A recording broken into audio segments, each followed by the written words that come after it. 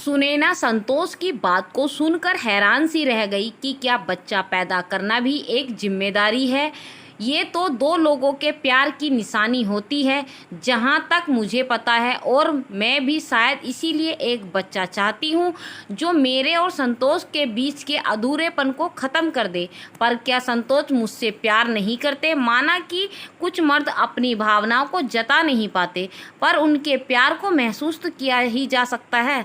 तो क्यों मुझे संतोष का प्यार महसूस नहीं होता?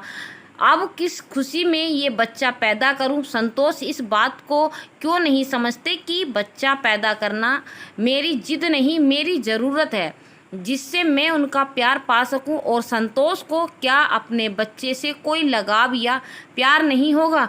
उन्होंने अपने सारे कर्तव्य और फ़र्ज गिना दिए, पर क्या प्यार करना और खुशी रखना भी तो एक फ़र्ज है? वो उसे क्यों नहीं निभाते? क्या पैसों से भी सारे फ़र्ज निभाए जाते हैं? क्या प्यार का कोई महत्व नहीं होता और मैं लड़का पैदा कर सकती हूँ? ये किस किताब में लिखा है? मैं भी पढ़ी लिखी हूँ, मैंने तो ये कहीं नहीं पढ़ा कि लड़का या लड़की का होना एक औरत पर निर्भर करता है। फिर संतोष ने ऐसी पढ़ाई कहाँ से कर ली? या फिर संतोष ने इतना कुछ पढ़ लिख कर भी कुछ सीखा ही नहीं? दोष पढ़ाई का नहीं, इंसान की सोच का होता है। जिसकी सोच ही इतनी संकुचित हो उसे क्या कह सकते हैं? अब सुनैना फिर एक बार अपने फैसले को लेकर सोच में पड़ गई कि क्या वो सही कर रही है बच्चा पैदा करके, क्योंकि ये बच्चा ही एक उसकी आखिरी उम्मीद है संतोष का प्यार पाने की। और अब संतोष ने भी उसे ऐसा कह दिया है कि वो बच्चे के लिए जिम्मेदारी निभाएगा, पर वक्त और प्यार नहीं दे पाएगा। भला एक पिता अपने होने वाले बच्चे के लिए ऐसा सोच भी कैसे सकता है? ये बच्चा सिर्फ जिम्मेदारी ही नहीं, बहुत सारी खुशियाँ भी लेकर आएगा। अगर माँ बन कर एक औरत का अस्तित्व पूरा होता है, तो पिता बनकर एक मर्द भी पूरा होने। और अगर मैं संतोष को लड़का नहीं दे पाई तो क्योंकि ये तो मेरे हाथ में नहीं है कि लड़का पैदा कर सकूं, पर ये बात कोई मेरे पति को कैसे समझाए? खैर, जब वो इतना पढ़ लिख कर नहीं समझ पाए तो किसी और के समझाने से क्या ही समझेंगे।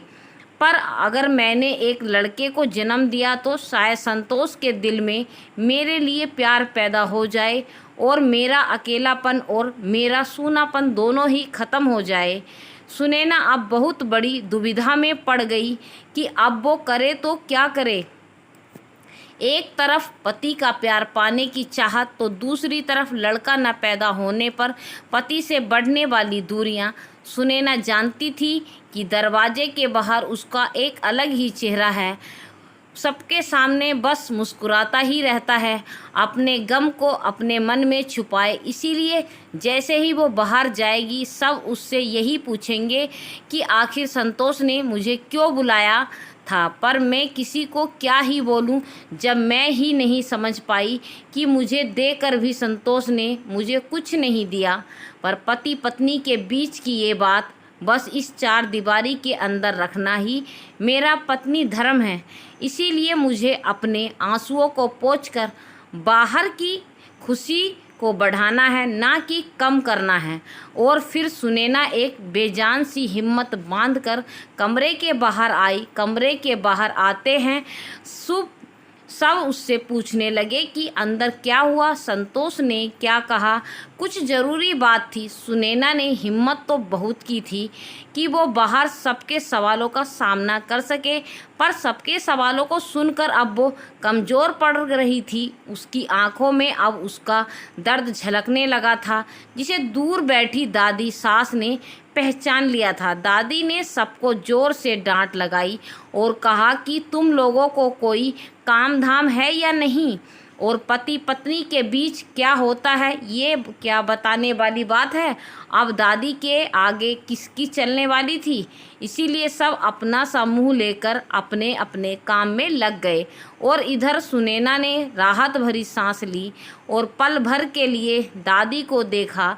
सुनैना की पल भर की नज़र में ऐसा लगा जैसे वो दादी को धन्यवाद देना चाह रही हो।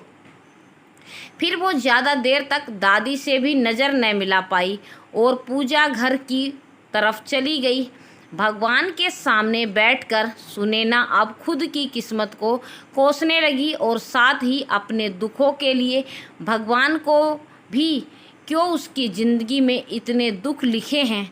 भगवान ने बड़ी मुश्किल से एक उम्मीद दिखी थी अपने पति के प्यार को पाने की। शायद एक बच्चे की किलकारी से उसकी सूनी दुनिया में प्यार के फूल खिल जाएंगे, पर पति ने उससे भी कह दिया कि औलाद बस बेटा ही चाहिए।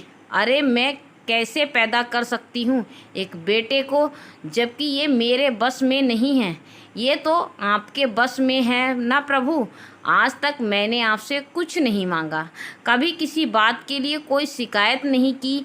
जो भी दिया आपने उसे खुशी से स्वीकार कर लिया। फिर आज इतने दुख क्यों प्रभु। और भगवान की चौखट पर अपना सिर रखकर सुनैना बस रोती ही रही।